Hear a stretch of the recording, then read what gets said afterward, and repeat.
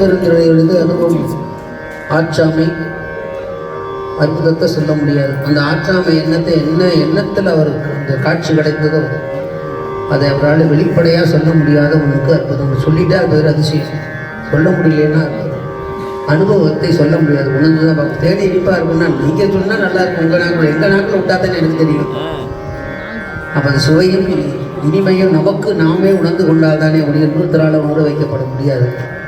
அப்படி அந்த தேனை நம்முடைய நாக்கிலே விட்டு நாம் அந்த சுவையை உணர்வது போல பெருமானுடைய திருவதி சுவையை நாம் உணர்ந்து கொள்ள வேண்டும். அது மையலாய் இந்த மண்ணுடைய வாழ்வனும் ஆழியில் அகப்பட்டிருந்தால் கிடைக்காது. தையலான சுழுப்பலை தட்டுனான் தலை தடுமாறானே என்னை பொய்யெல்லாம் விட திருவருள் தந்து தன் பொன்னடியினை காட்டி மெய்யனாய் வெளிகாட்டி முன் நின்றது ஒரு அற்புதத்தை விளம்ப முடியாது என்று பெருமான் அடிச்சது அற்புதமான திருப்பதி.